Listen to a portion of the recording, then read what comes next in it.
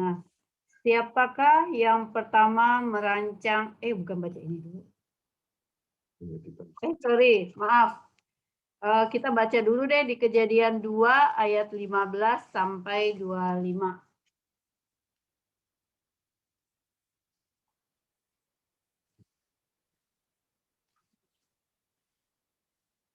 Kejadian 2 ayat 15 sampai 25. Mungkin kita bisa baca berganti ya. Dari Bu Maria, Pak Lulu, Penny, sama Bang Sahat, dan seterusnya sampai habis. Silakan Bu Maria, ayat 15. Satu ayat aja ya, Pak? Ya. Satu ayat. Satu ayat aja, jangan banyak-banyak Bu Maria. Tanya. Kejadian 2 ayat 15. Allah mengambil manusia itu dan menempatkannya dalam Taman Eden untuk mengusahakan dan memelihara taman itu. Lalu Tuhan Allah memberi perintah ini kepada manusia. Semua pohon dalam taman ini boleh kau makan buahnya dengan bebas.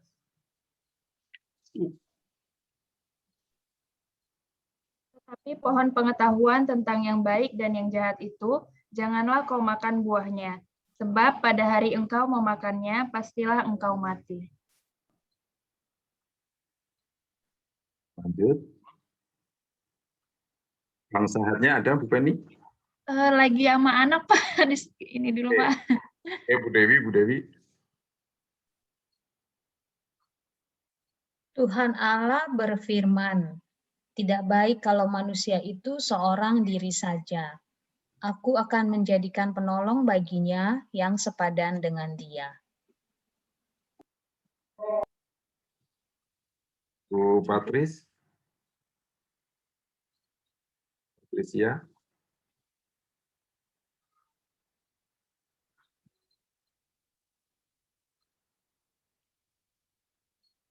Aku aja ya. Oh ini Pak Mungki. Sorry. Bisa dilanjut Pak Mungki. Atau saya dulu ya. Ayat 19. Lalu Tuhan Allah membentuk dari tanah segala binatang hutan dan segala burung di udara. Dibawanyalah semuanya kepada manusia itu untuk melihat bagaimana ia menamainya. Dan seperti nama yang diberikan manusia itu kepada tiap-tiap makhluk yang hidup, demikianlah nama makhluk itu. Manusia itu memberi nama kepada segala ternak, kepada burung-burung di udara, dan kepada segala binatang hutan. Tetapi baginya sendiri, ia tidak menjumpai penolong yang sepadan dengan dia. Maria, lanjut. Ayat 21. Lalu Tuhan Allah membuat manusia itu tidur nyenyak. Ketika ia tidur, Tuhan Allah mengambil salah satu rusuk daripadanya, lalu menutup tempat itu dengan daging.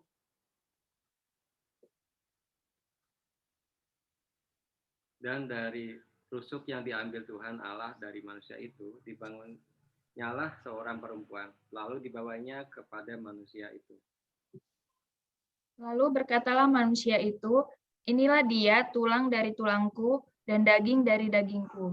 Ia akan dinamai perempuan, sebab ia diambil dari laki-laki.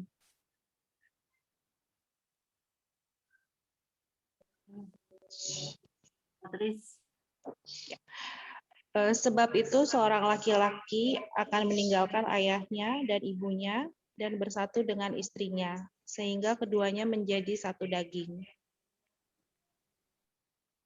Mungkin.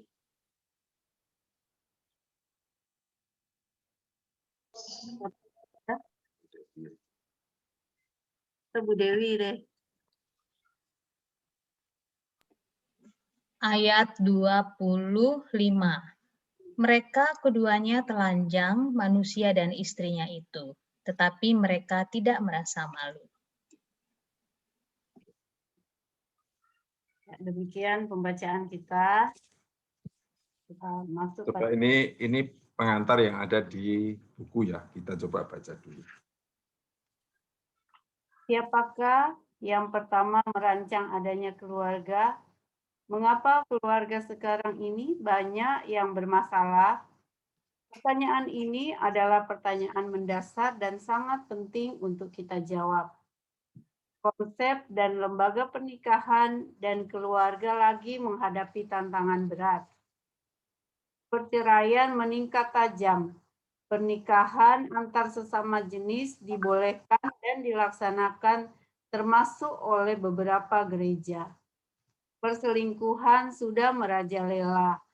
Dalam suasana yang demikian inilah kita perlu kembali kepada Allah untuk memahami hakikat pernikahan dan keluarga yang diciptakan, dirancang oleh Allah sendiri. Langkah pertama, kita seyogianya memahami manusia itu sendiri yang terlibat dalam pernikahan. Dari kitab Kejadian 1 ayat 26, Allah berfirman, "Baiklah kita menjadikan manusia menurut gambar dan rupa kita, supaya mereka berkuasa atas ikan-ikan di laut dan burung-burung di udara dan atas ternak dan atas seluruh bumi dan atas segala binatang yang atas segala binatang melata yang merayap di bumi." Dari ayat ini jelas manusia dicipta dengan potensi yang luar biasa oleh Allah.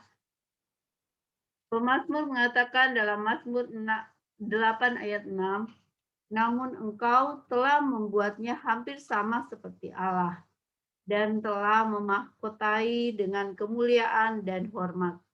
Pada bagian akhir dari kisah penciptaan, Allah melihat segala yang diciptakannya itu sungguh amat baik.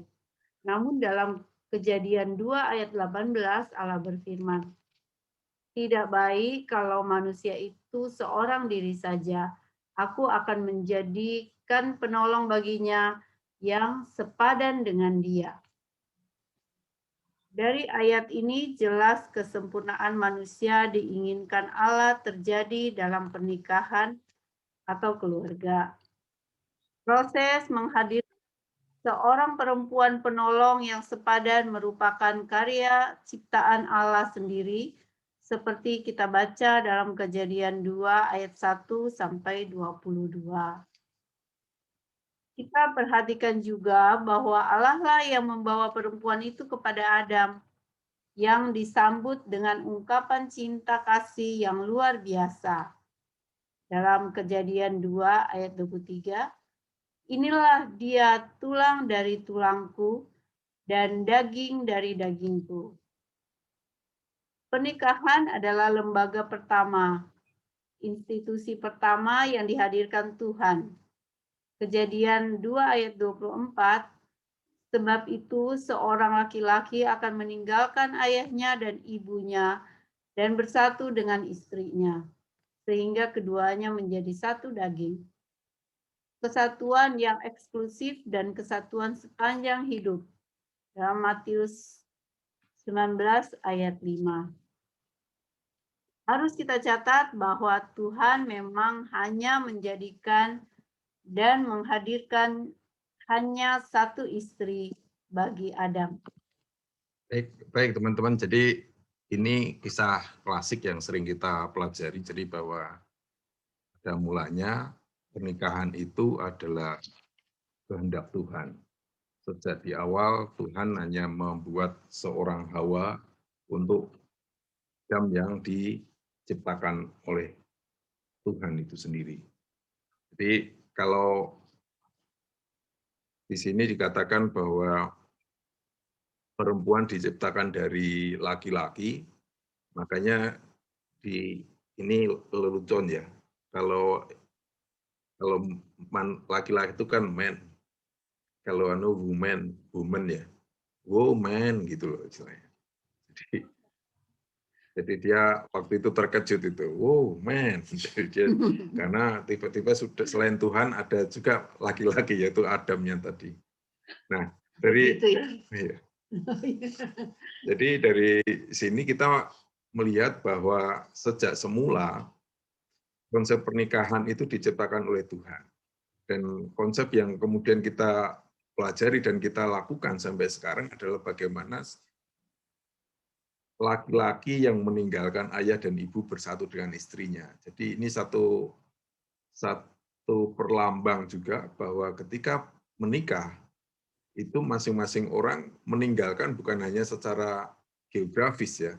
Mungkin secara geografis setelah menikah masih bersama dengan orang tua, tetapi di dalam konsep pemikirannya itu membentuk suatu entitas baru yang seharusnya berpisah dari latar belakang tadi, dari latar belakang keluarganya.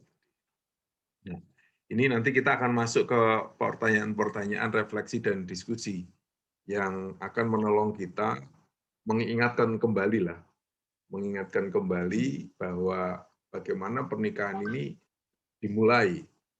Memang sekarang saya kira semuanya merasa yang memulai pernikahan kita masing-masing ya. Pak Lulu tertarik sama Bu Maria, Pak Coki tertarik sama Mbak Dewi dan lain sebagainya. Kita saling tertarik, rasanya Tuhan di mana saat itu ya. Nah, Tuhan di mana saat itu? Yang tertarik saya kok. Kalau saya ikut suara Tuhan, jangan-jangan belum menikah seperti itu kan. Tapi jangan-jangan dengan orang lain pula. Kemanapun semuanya kerjasama lah. Artinya Tuhan juga tidak kita maknai sebagai pribadi yang terpisah, yang kemudian keluar dalam bentuk yang menakutkan, tetapi Tuhan juga bekerja melalui apapun yang kita alami, apapun yang kita lakukan. Roma 8 ayat 28. Ini di buku ini juga ada beberapa ajaran firman Tuhan, dikatakan di selanjutnya, bacaan selanjutnya itu bahwa firman Tuhan mengenai keluarga rancangan Allah sebagai berikut. Allah menciptakan manusia menurut gambar dan rupa Allah, diberi hormat dan kemuliaan dan potensi serta kemampuan untuk menjadi mitra Allah dalam memelihara dan mengusahakan ciptaan. Ya, jelas. Kemudian Tuhan menyempurnakan manusia dalam pernikahan. Ya, itulah yang tadi kita baca di ayat 18, tidak baik seorang manusia sendiri saja. Nah, rupanya keluhan-keluhan kita ini rupanya nyampe kepada Allah, bahwa tidak baik orang itu seorang diri saja. Artinya yang melihat sebagai sesuatu yang tidak baik itu sebenarnya adalah Allah. Tapi pada gilirannya, pada perjalanannya, karena manusia sudah berbuat dosa, karena kita juga mewarisi citra Allah di dalam hidup kita, sesuatu yang tidak baik itu ini akhirnya kita juga ikut merasakan. Mungkin Pak Lulu merasa tidak baik, saya seorang diri saja.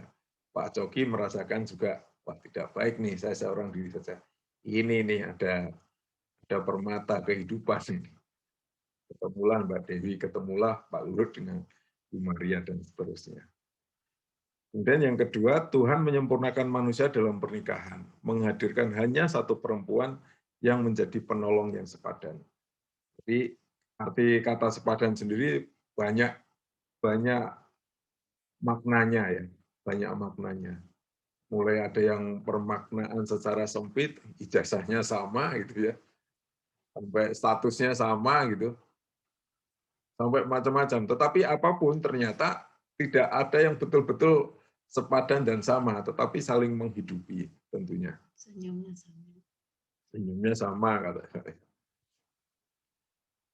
Nah, ini ada yang menarik. Kalau di pernikahan itu ya, dari senior-senior yang sudah menikah sekian lama, pada akhirnya kelihatannya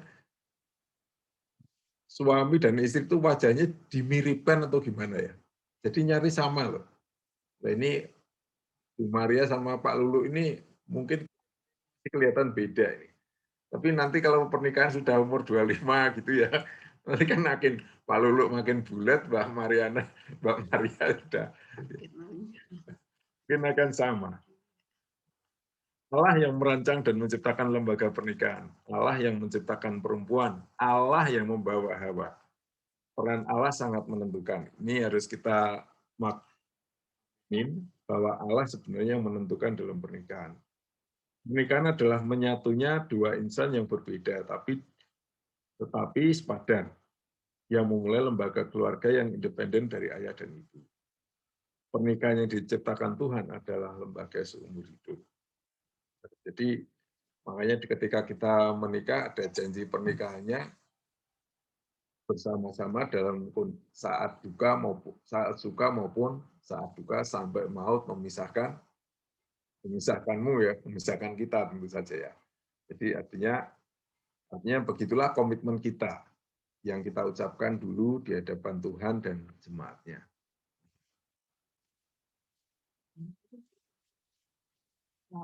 Jadi kita akan masuk, atau tadi kalau ada yang mau, kita diskusi aja ya. Kalau ada yang mau menanggapi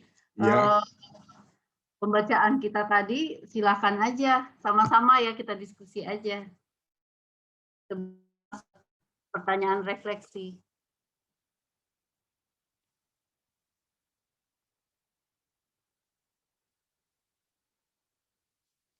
Silakan mau membagikan dari Kejadian 2 ayat 15 sampai 25 tadi.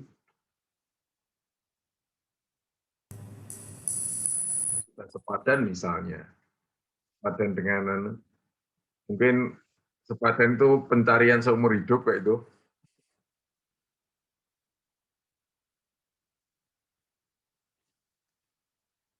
Nggak ada. Kalau enggak kita masuk di pertanyaan dan refleksi.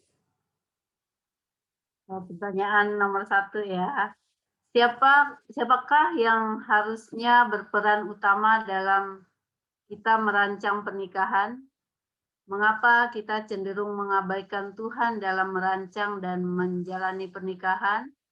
Apakah akibat pernikahan yang melupakan Tuhan?